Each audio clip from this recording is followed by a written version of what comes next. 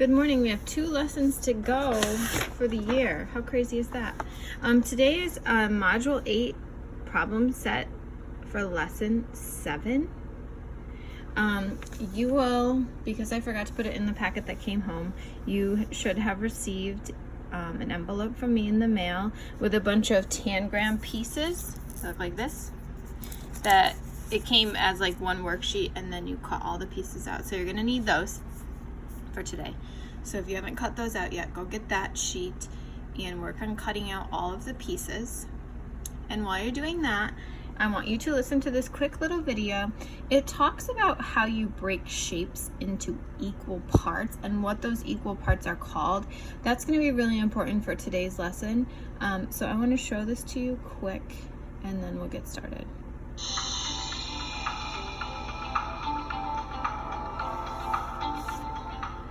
Welcome to math. Let's learn about equal parts.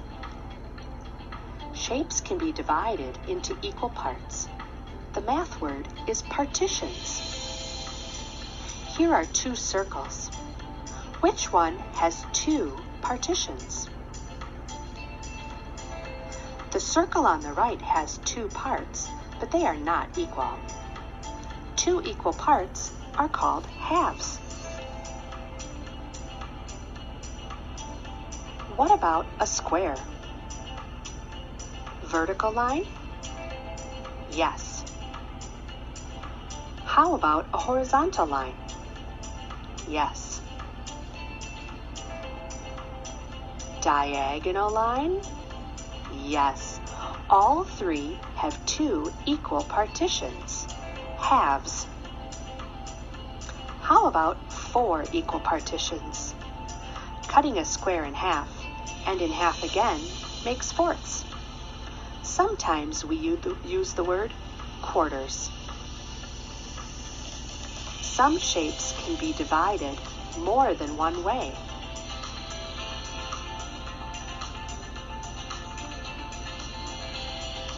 Ready for a question? How can we show 3 equal partitions on a square? Yes, thirds. Is there another way? Got it. What about a circle?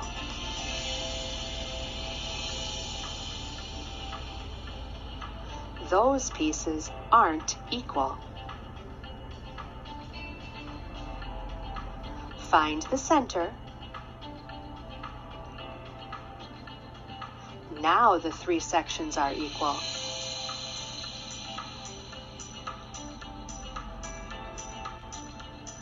Let's look at some other shapes.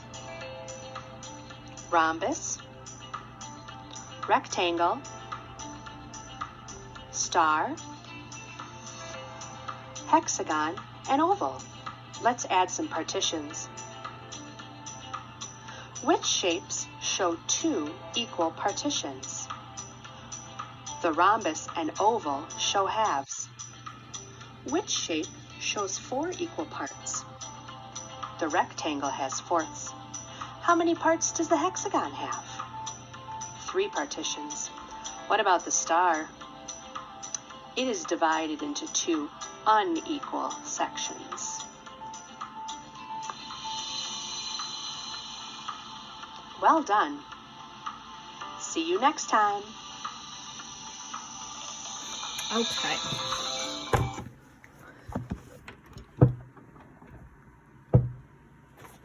So that was important to talk about equal parts and how if parts are not equal, they cannot be used in terms of halves, thirds, fourths, any sort of fraction. All of the parts have to be the same size, equal. Okay, so here's 4 vocabulary words that I want to go over with you before we begin the problem set. Let's talk about halves. Okay, halves is 2 equal parts. And I'm going to use a rectangle.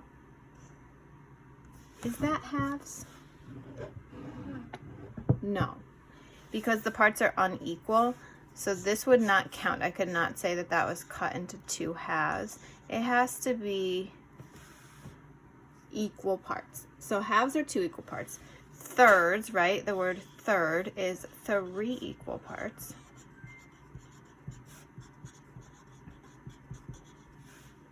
So again, if I use a rectangle, I'm going to split it into 3 equal parts. Those are thirds. And fourths, right? You see the word 4 equal parts.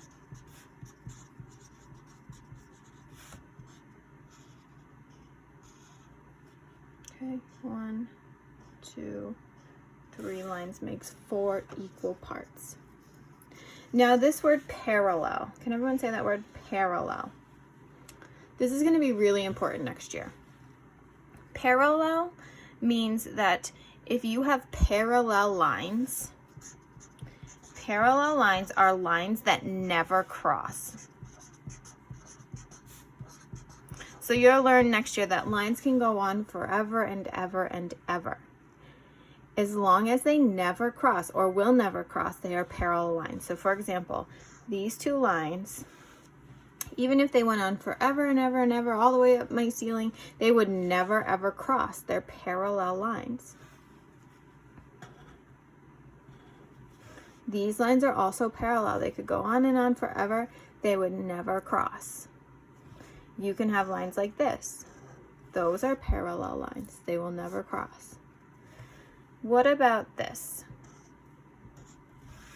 If I had those 2 lines, would they be parallel lines? If you said no, you're correct, because if I extend this out and extend this out, they're going to cross, right? They're going to cross right here. So that means that they are not parallel. So parallel lines are lines that will never ever cross. Now, when we talk about a parallelogram is a line, or is a shape that has parallel lines, okay? And it looks somewhat like that. So these lines are parallel to each other. They'll never cross. And then these lines are parallel. So we would say opposite sides are parallel, and there's no right angles. That's a little complex for you. The difference between this shape and this shape is that this one has right angles. It makes a perfect square corner. A parallelogram never has right angles. So opposite sides are parallel. Opposite sides are the same length, and there's no right angles. That makes a parallelogram, okay? And you're gonna need to have a parallelogram in one of the pictures that you have to draw in your problem set. That's why I want to show you that that shape right there is called a parallelogram. Okay, so we're gonna work through the problem set together. It's a little tricky. You need your problem set, and you also need your tangram pieces. So you need all of your pieces cut out here, okay?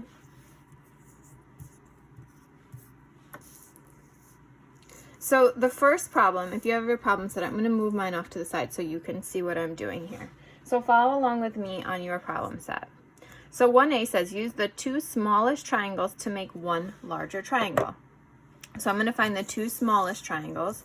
Remember, triangles have 3 sides, so these are the 2 smallest triangles, and I'm going to push the rest to the side. Okay, how can I use these 2 smaller triangles to make 1 large triangle? Well, what I'm going to do is I'm going to start putting the pieces together. Does that make a triangle? No, that is a square. So I'm going to keep trying. How can I put this together so that I have 1 large triangle? Does that work? 1, 2, 3, 4. Nope, that doesn't work.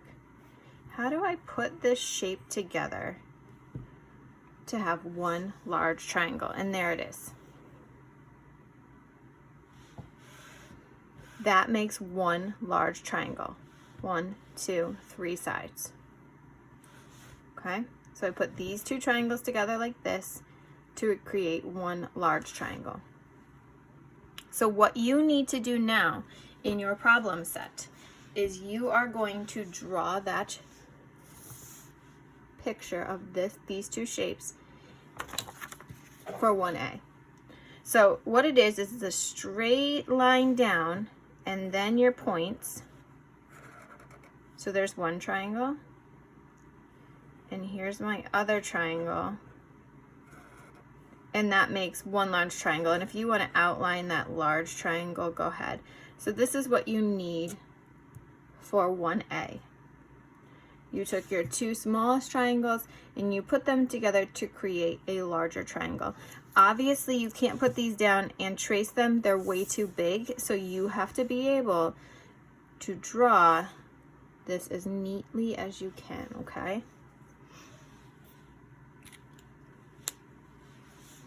Okay, so 1B says use the two smallest triangles to make a parallelogram with no square corners. So again, a parallelogram with no square corners is going to look like this. Okay, so I'm going to give you a second to take your pieces and start playing with them until you can come up with that shape. So again, if I put them together like that, it makes a square. That's not going to work. So I have to play. This is a time in math where you get to play a little bit. See if you can play around until you can find a parallelogram.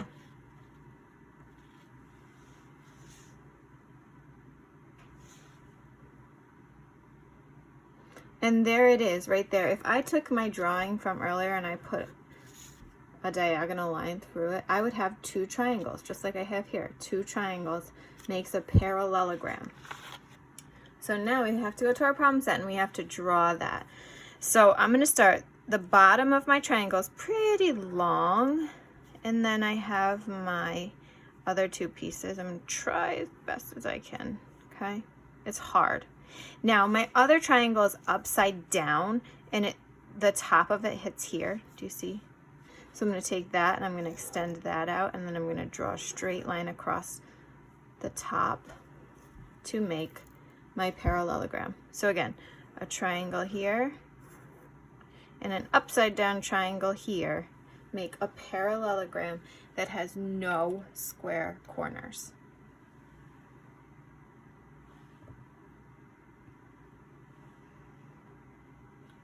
Okay, now the easy one. C, use the two smallest triangles to make a square. So I've had it a couple times. I'm going to give you a second without showing you. How do I put these two triangles together to make a square? So play, move them around. Nope, that doesn't work. Oh, there it is.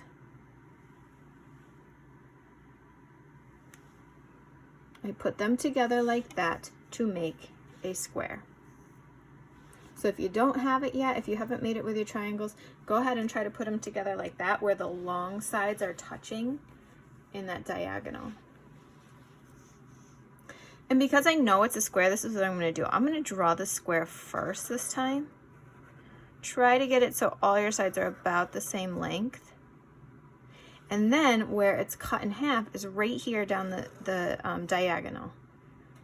So now my two pieces look just like this, right? Okay. All right, now we're done with the little triangles for a little bit. What I need you to do now is part D says use the two largest triangles to make a square.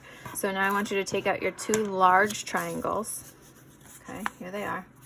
They're the same size. And you're gonna make a square with these two large triangles. So go ahead and play around until you can get it. Not a square, that's a triangle. Parallelogram. Who thinks they have it? It's the same way as before, right? It's just that the triangles this time are a little bit bigger, but the way I put them together is exactly the same. So here, all I'm going to do when I draw my picture is try to make my square a little bit bigger than this one, okay? Try to make it a little bit bigger because we used the bigger triangles this time. But my triangles went together here on the diagonal. So I'm just going to draw a diagonal line down through the middle of my square to make two smaller triangles.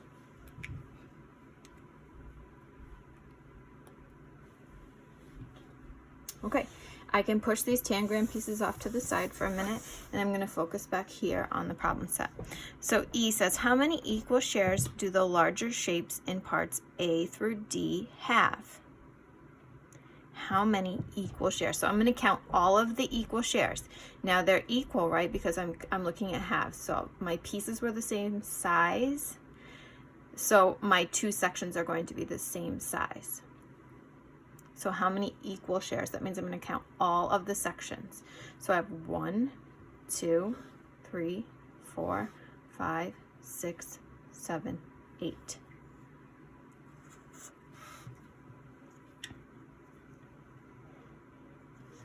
And then F says, how many halves